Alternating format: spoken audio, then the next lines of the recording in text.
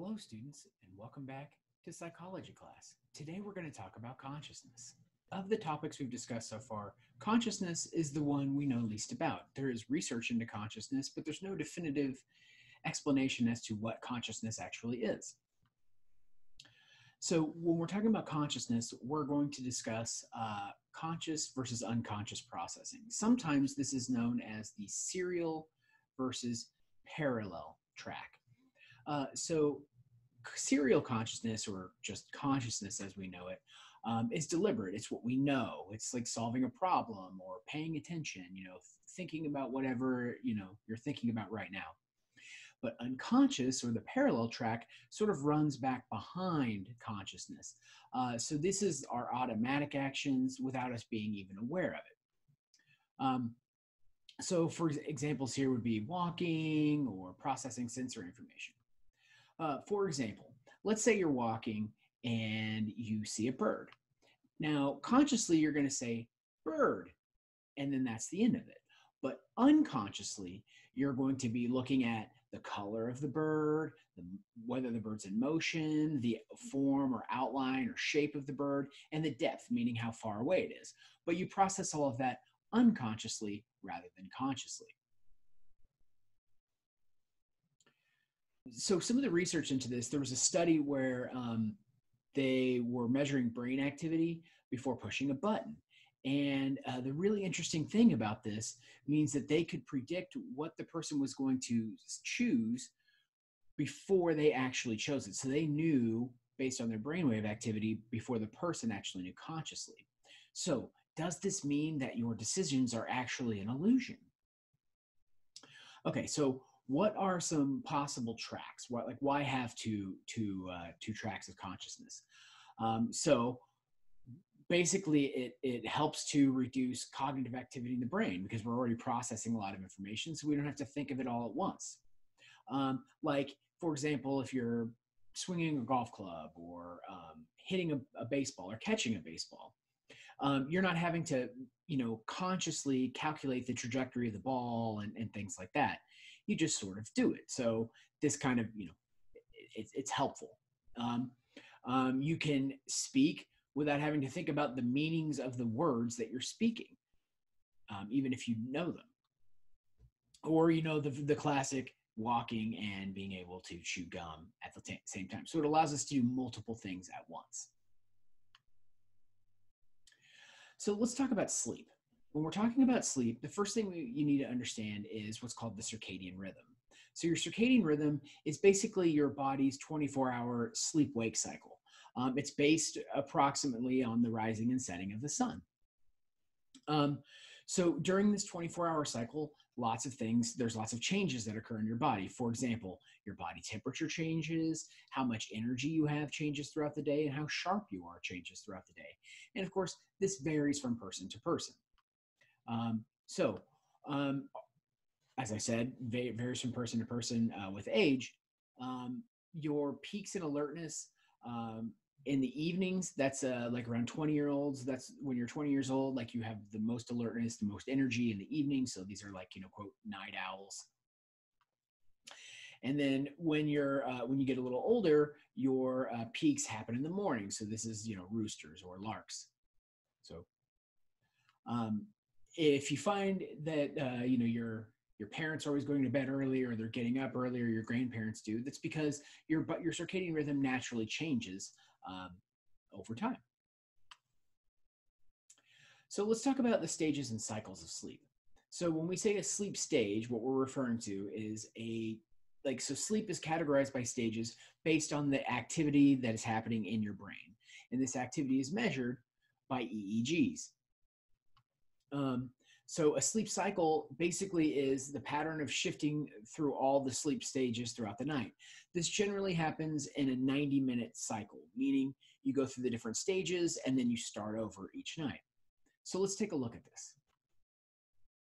So a normal night's sleep, well, first of all, sleep cycles, or sleep stages rather, are differentiated between whether or not you're dreaming or not dreaming. So if you're dreaming, this is REM. It stands for rapid eye movement. And it's called rapid eye movement because when you're in the REM stage, if you are observing a person during REM, you'll notice their eyes kind of flutter behind the eyelids. The eyelids kind of open and close, like not open and close, but they move just a little bit.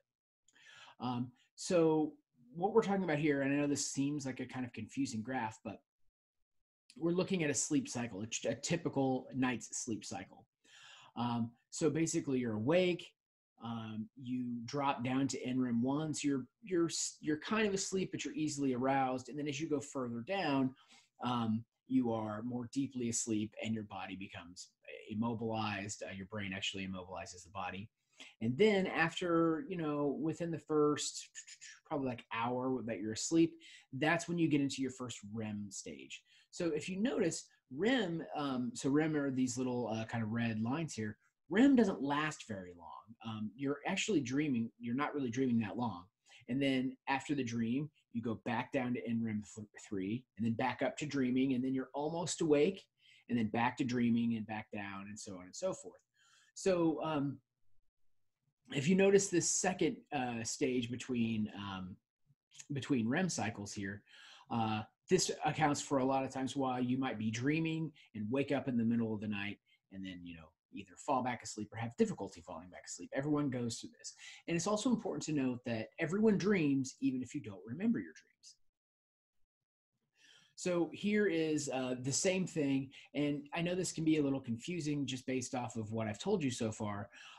So sleep used to be divided into 4 stages and REM, but now we've kind of combined them into 3. But I really enjoy this GIF because it really kind of shows the stages of sleep that you're in and what's happening in your brain. And I think I said this before, but I'm going to say it one more time. When we're talking about these brainwave patterns, we're talking about EEGs. So most sleep researchers are going to use EEGs. And then this is just another thing. So the different brainwave activities according to EEGs, I'm just going to tell you now, you don't need to know like the different brainwave patterns. But if this is a topic that you're interested in, or if you were looking at the previous GIF and you were trying to figure out exactly what's going on. So these are the different sleep stages. So when you're awake, you're having like beta brainwave activity. Like when you're awake and thinking. Alpha is when you start, when you're really relaxed, or when you're, daydreaming. So if one thing that's really interesting about this, so if you look at the alpha stage, the brainwave activity, and compare it to the beta stage, what do you notice? So then we have like the theta stage and the delta stage. So the theta stage is like when you're really, really relaxed, when you're right before you're between sleep and awake, when you're having like a flow, like you're doing something, you lose track of time, you're just like really in the zone. And then the delta waves are when you're in the deepest stage of sleep. REM sleep. So what's actually happening in REM sleep? So REM sleep was actually discovered by accident by Eugene Aserinsky. Aserinsky was a student who asked if he could take the EEG machine home, and he put it on his son while his son was asleep. And what he found was, at the time, pretty groundbreaking. See, the long-held belief up to this point was that the brain basically shuts off during sleep, or shuts down during sleep. But Aserinsky's case study, I guess, was found that your brain is actually more active when it's asleep rather than less active. So what's going on? So your heart rate goes up, your breathing increases, sleep paralysis happens as well. This is not to be confused with like sleep paralysis, the parasomnia. So basically when you're in REM sleep, your brain releases glycine. And when glycine is released, it basically blocks the messages from the motor cortex so that you don't act out your dreams. REM sleep is also known as paradoxical sleep because it's a paradox, meaning like your body is completely immobilized, but your brain is just as active as it would be when you are awake. Why do we sleep? What's the purpose? What does it do for us? So one theory is that it protected us from predators. That it helps to restore and repair the brain and the body, that it helps to strengthen memories, that it facilitates creative problem solving, and that this is when we grow. What happens if you don't get enough sleep? So many of you, I'm sure, are familiar with sleep deprivation, but it's actually really not good for you. So your immune system becomes suppressed, which means you're more susceptible to disease. It takes longer for you to recover from injuries, diminished memory consolidation, focus, higher risks of depression, an increased risk for heart disease and high blood pressure. You're more hungry, which means you're going to gain weight, so you're more likely to be obese. Your joints will become inflamed. You can develop arthritis, and then your reaction time slows and dulls as well. So try to do a little bit better of a job of getting some sleep. Sleep disorders. So the first one we're going to talk about is insomnia. So insomnia is just, which you're familiar with, it's an inability to fall asleep, but there's a much more common one where you can fall asleep just fine, but you can't stay asleep. So that's also classified as insomnia as well. Narcolepsy. So with the narcolepsy, you have what's called a sleep attack, and you go almost immediately into REM sleep. So your body becomes paralyzed. We're going to watch a video about that right now. Sleep apnea. When a person is sleeping, right before they get into the most deep stage of sleep, that restorative deep sleep that you need, they stop breathing. And when they stop breathing, they never get to the deepest stage of sleep. So one of the common complaints for a person with sleep apnea is that they're tired all the time, no matter how much sleep they get, no matter how many naps, because they don't ever get to that deep restorative sleep as well. So we're going to watch a video about this right now. And what I want you to do is the minute the individual stops breathing, I want you to try to hold your breath and see if you can hold your breath as long as they are. Night terrors. Night terrors are scared looking behavior, rapid heartbeat, and breathing. We'll watch a video of this right now. And sleepwalking. So sleepwalking and sleep talking tends to run in families. It also tends to be more common when you're young and into adolescence, and then it tends to go away as you get older. That doesn't mean no adults have sleepwalk, but it's much more rare.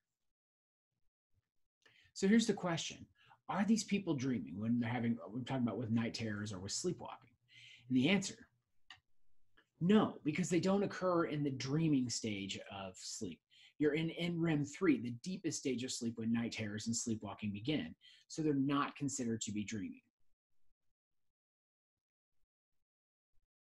So why do we dream? So there's a couple of different theories.